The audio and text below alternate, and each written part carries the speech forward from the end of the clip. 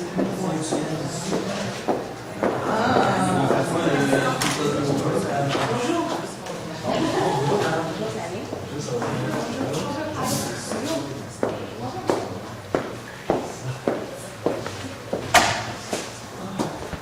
les consignes sur le paramétrage, vous préférez que je les dise en anglais ou en français? En anglais. Each team has 20 minutes to present its case to the judges. I will hold up the sign for the last 10, 5, and 2 minutes, as well as for the last 30 seconds of the presentation. During the last 10 seconds, I will indicate with my fingers the number of seconds remaining. If you have not finished your presentation after 20 minutes, you will be stopped in order to proceed with the Q&A period. The Q&A period of a maximum of 5 minutes is allocated to the jury at the end of your presentation.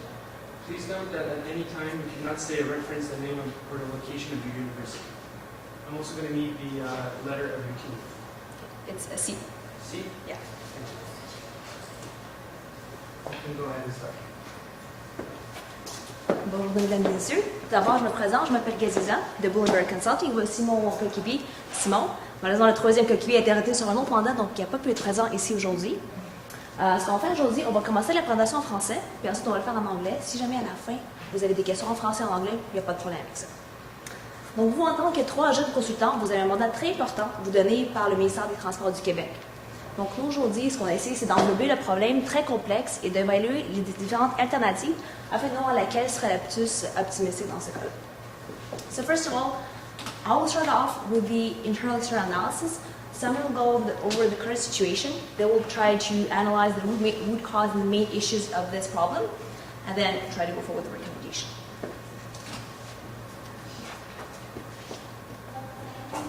So going forward, we have 4 alternatives on the table. We're looking at 4 solutions to relieving the congestion going to Montreal-Trudeau Airport, particularly from downtown.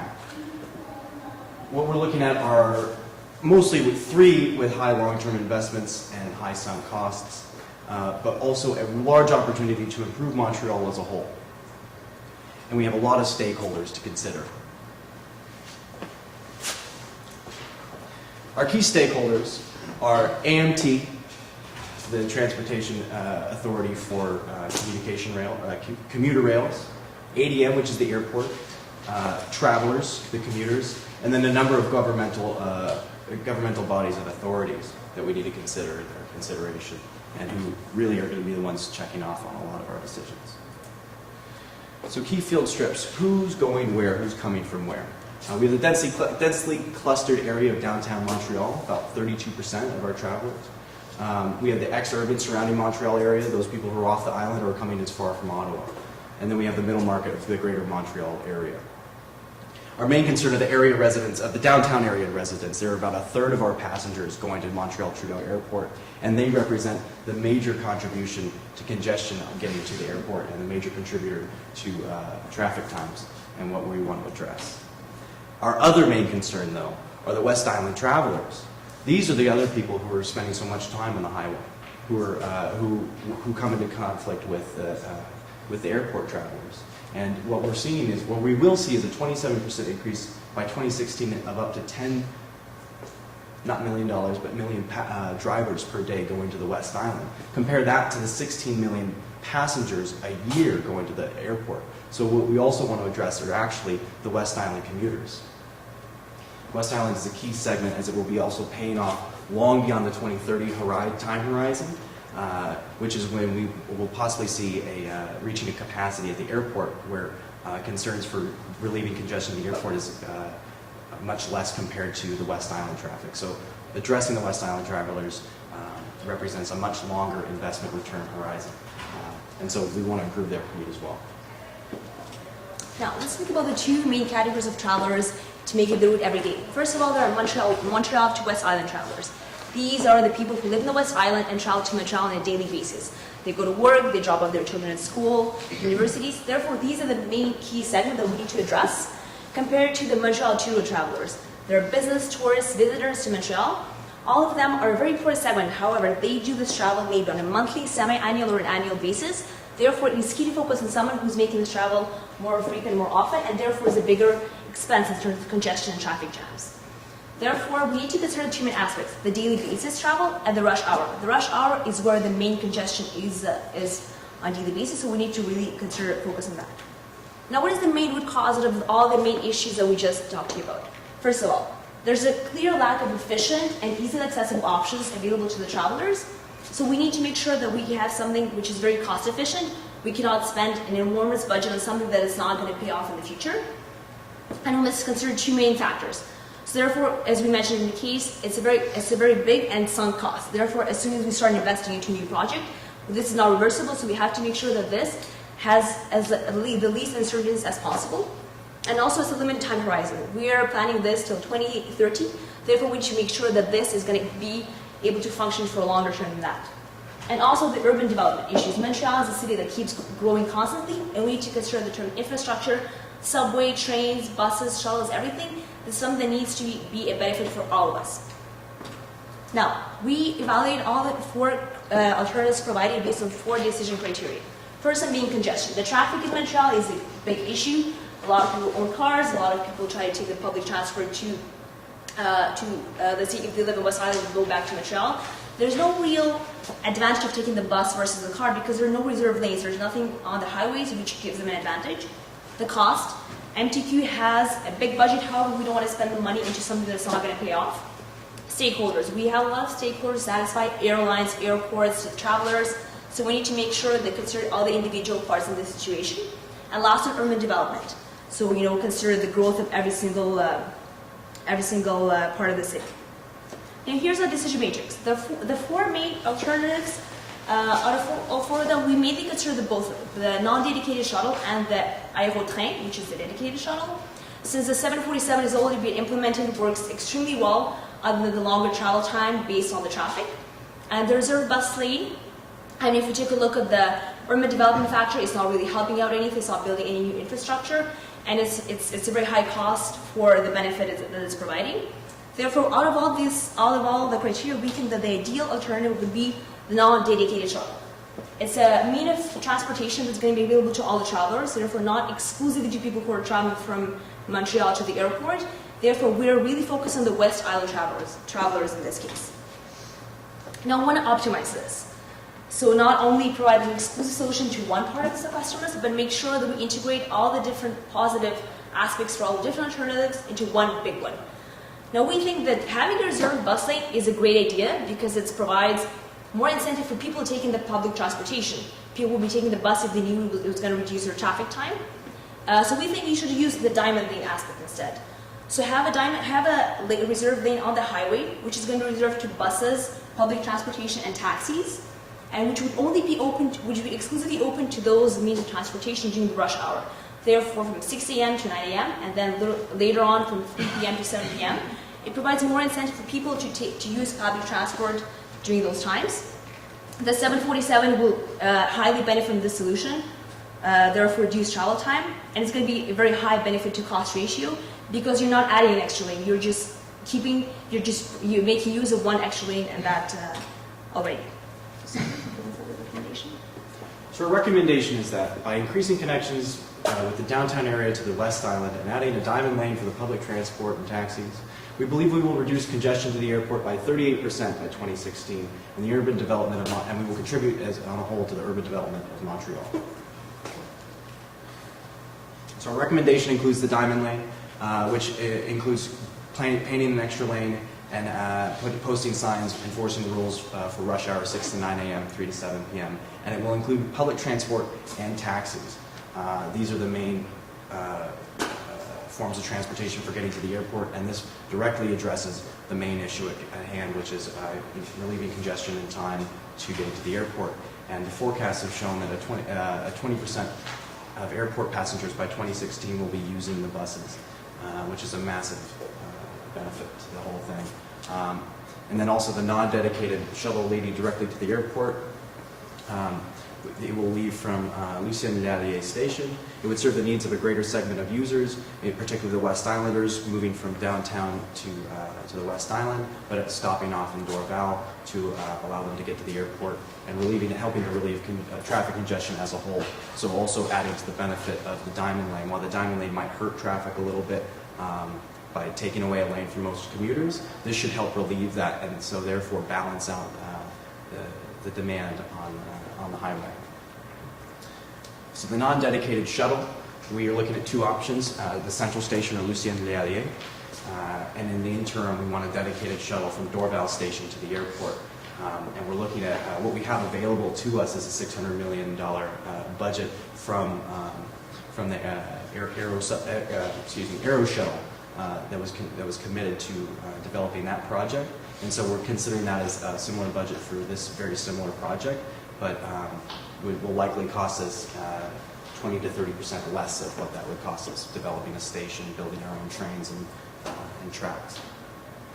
Now, looking at just Lucien Lerrier versus the Central Station, we wanted to weigh the pros and cons. The Central Station, it's a higher investment, but it's higher capacity, but it has a longer travel time, and it uses CN railways, which is why it is a higher investment. We have to do a lot of updates on the rails, and it has a lot of commitment to freight trains, and so it gives us even less capacity, despite the convenience of the station. Lucien Lerrier, on the other hand, has much shorter travel time, 16 to 17 minutes.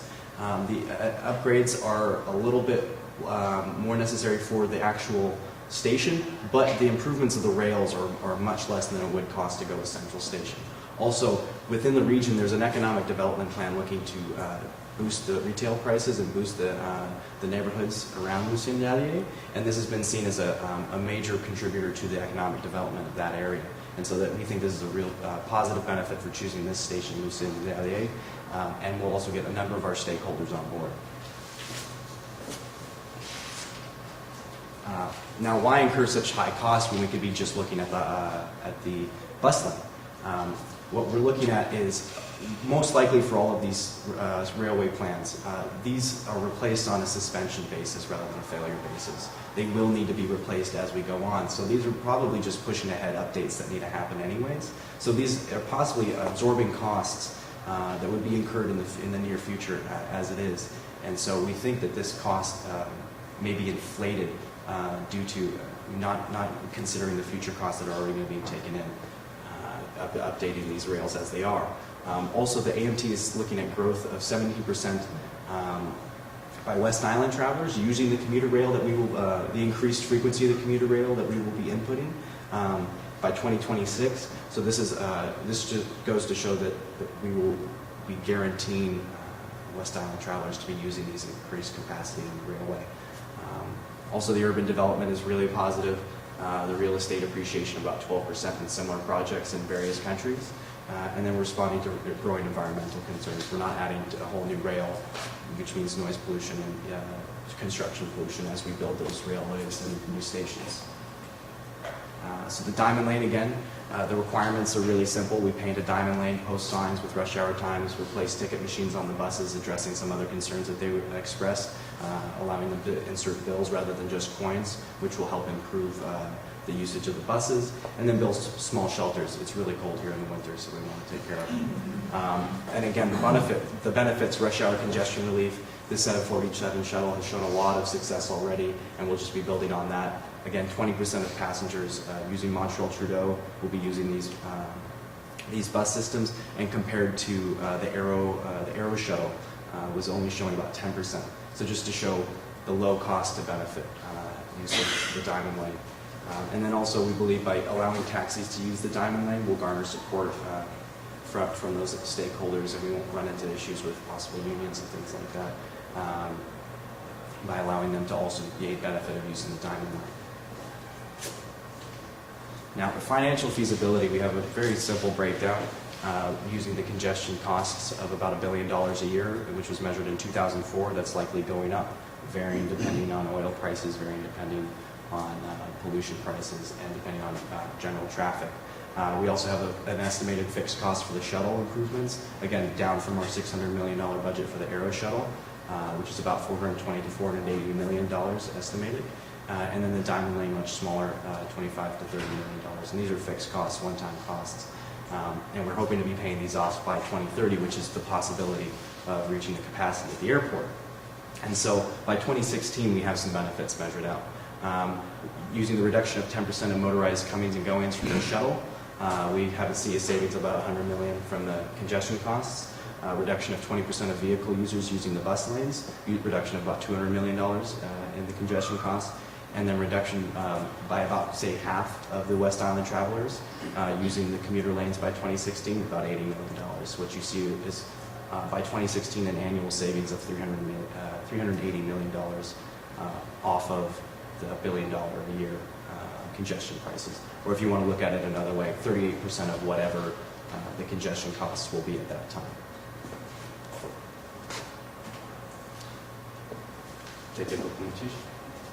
Perfect. So just to kind of sum up, why do we pick this alternative? First of all, we need to make sure that we have some kind of a long-term alternative that ensures a payoff in the future. So we chose to go with this, considering the short-term improvements and the long-term. So first of all, for the short-term, for the next 1 to 3 years, because the project already started in 2006, we'll just keep improving, keep pushing for it to be done within the next 3 years. First of all, the diamond lane. We need to make sure the bus drivers are trained, so they're prepared to know, for the traffic, rush hour regulations and everything. Put up the signs, prepare the entire, draw the lanes. As for the train, we need to update the tracks. This is a cost that would be incurred in the future anyway, so we'll be doing it right now. We'll be updating the tracks, training the drivers, the train drivers, the bus drivers to ensure the entire schedule compatibility and everything. That's going to go into the entire IT system to updating the websites with their schedules. And then we should sign long-term contracts for the new trains, because usually, say, if the ATM usually updates their trains on a base of 15 to 20 years, we need to sign long-term contracts to ensure that once the capacity is at the maximum, we need to have the trains ready for when it's going to be once the 3 years are over. As for UCND, we'll be doing in parallel improvements. We need to increase capacity for the station. We didn't choose the central station, which has already the additional capacity for the passengers needed. So therefore, by going forward with UCND, we need to make sure the capacity is enough, at least for the next 4 to 5 years. We need to promote this new change, this new mode of transportation through STM, through ATM, anywhere possible. Therefore, really kind of targeting that target market that we'll be serving in the future. And then for the next 5-10 years is the improvement phase. Therefore, we need to keep increasing capacity. The city will keep growing. The number of passengers will keep growing as well. So we need to make sure that the station at the airport may be potentially to be built with the connection to Rabat. We remember from the aero train alternative, why was it better and more costly than the non-dedicated alternative? Because it had a direct connection underneath tunnel from the Dorval station to the airport. We're not doing this for now because we don't see the necessity of replacing only maybe 4 or 5 minute bus drive from the Dorval station to the airport with a new underneath tunnel, because the benefit versus cost wouldn't pay off right away. However, this is an improvement we should definitely be considering in the future, and keep constantly increasing capacity and reevaluating the benefit of this solution. Now the key takeaways. We decided to just sort of sum up based on the 4 main criteria we named to you in the beginning. First of all, congestion. Our alternative will be able to provide you an overall reduction of 38% in terms of congestion. For Montreal traffic, this is huge. This is particularly for the Montreal to the airport traffic. Cost.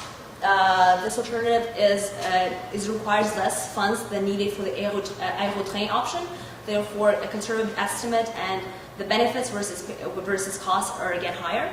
The stakeholders, every single individual stakeholder in this situation is considered and benefits from the improvements, especially the travelers who will be using this on a regular basis, and the EMT who will keep improving its infrastructure, and the urban development. It will provide the improved infrastructure for the entire Montreal city. It's going to benefit to the area around UCND. Therefore, as we remember, the real estate prices usually keep growing in the area where this construction will be made, and the development of Montreal city as a whole. This will be able to provide the Montreal city more tourists, and then even environmental concerns. Less people will be taking their cars, taking it to the airport, because we'll be sort of cutting that need and replacing with the public transportation. So if you have any questions, I'm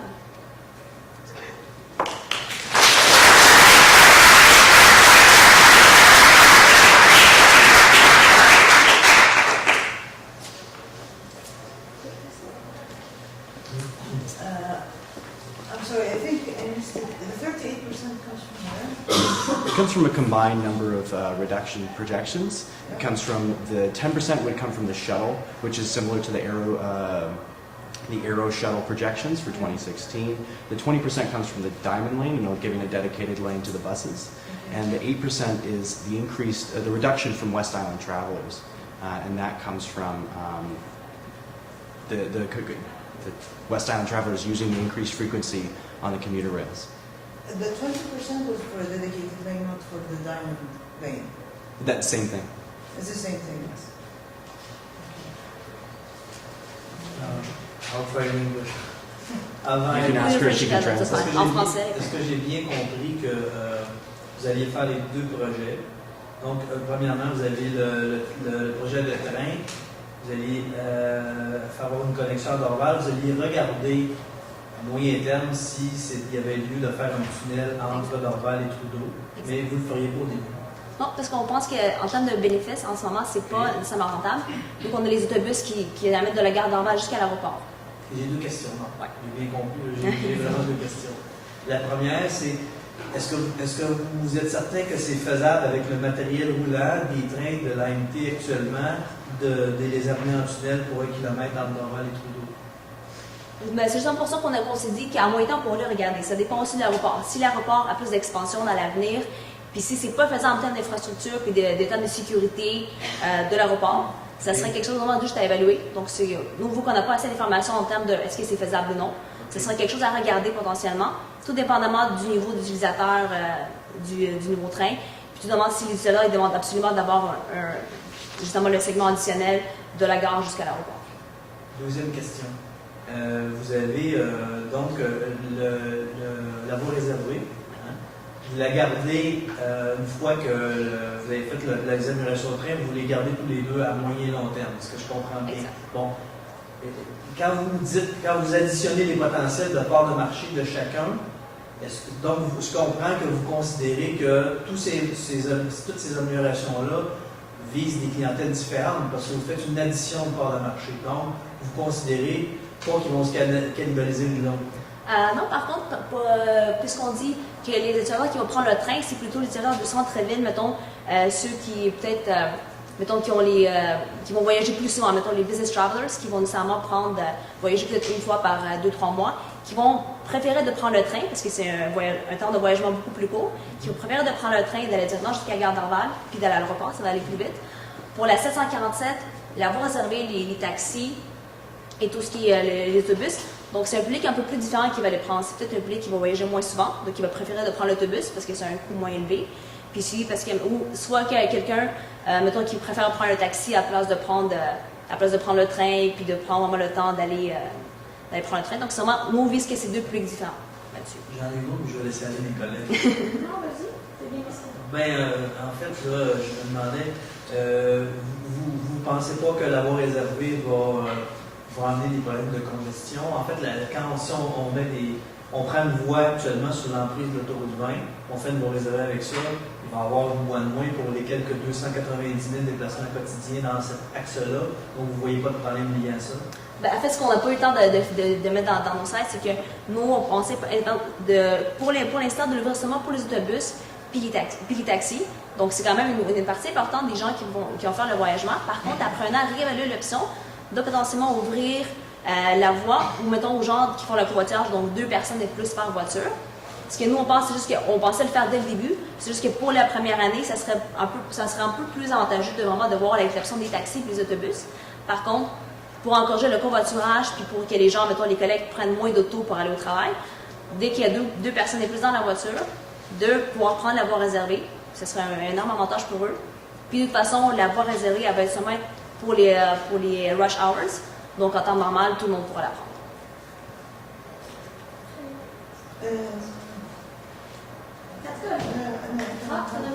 If you had the choice of having one more numerical data added in the case, what would you choose to add? We'd say probably because we have a lot of information in terms of the percentage of travelers who goes to West Island every day, who goes to the airport every day, but more actual, say, tangible data on in terms of improvements. Maybe, you know, if this improvement was to be made, this is the number of percentage of people. C'est bravo.